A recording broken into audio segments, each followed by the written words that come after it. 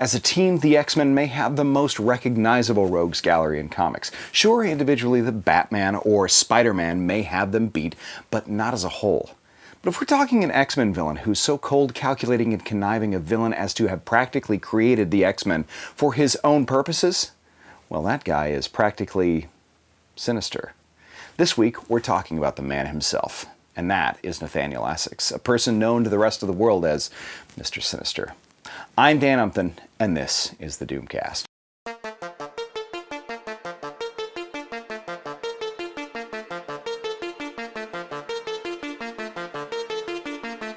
Hey, thanks a lot for checking this out, but before we get going, do me a favor and hit subscribe and the bell. I make about one of these videos a week, and they're all great, so I'd hate for you to miss even one of them. Now, as with most good things X-Men, Mr. Sinister was created by Chris Claremont and artist and Image co-founder Mark Silvestri. Now, originally, Chris Claremont conceived of Mr. Sinister as a child who had an unnaturally long lifespan, like a 100-year-old person in the body of an 11-year-old, who was particularly concerned for some reason with Scott Summers during his years in a Nebraska orphanage.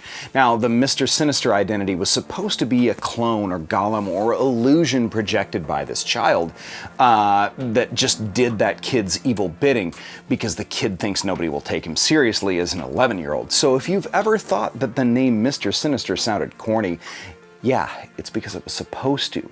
Because the idea around Claremont's original conception was, gosh, what would be creepy to an 11-year-old child?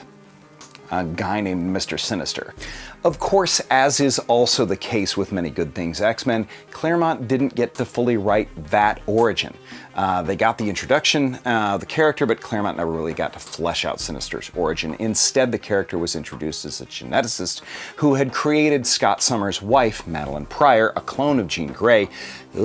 Of course, she ended up becoming the mother of Cable and later the Goblin Queen in the Inferno storyline, and later had Alex Summers, Scott's brother, licking her boots. Almost literally, it's a whole thing.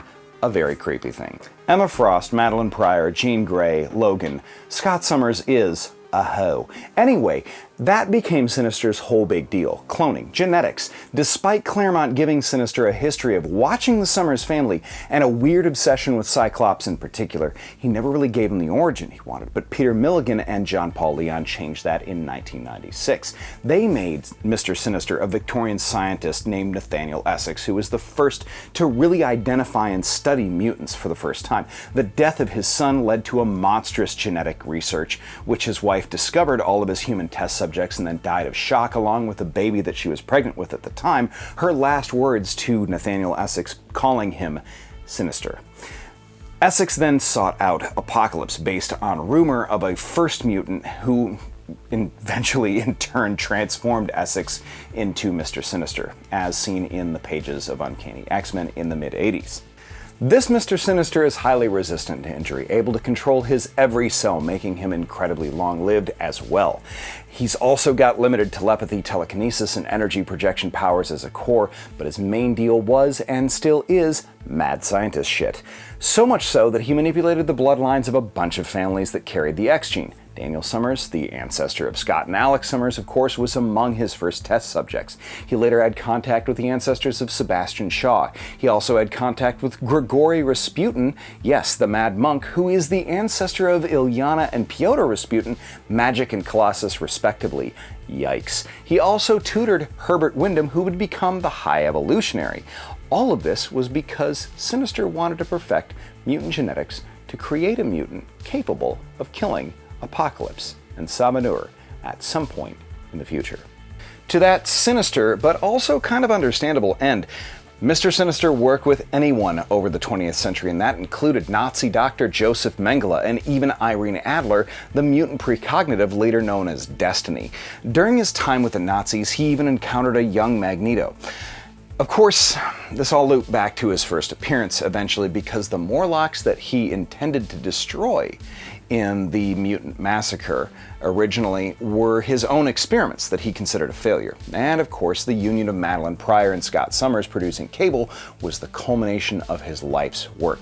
the mutant capable of killing Apocalypse. Sinister also turned his knife on himself, creating an army of clones, transferring his prime consciousness into different bodies, and he was even briefly Miss Sinister, yes, and eventually created many clones with which he had a bit of a civil war with himself, which, you know, that was the last time that Kieran Gillen got to write Mr. Sinister in the pages of Uncanny X-Men.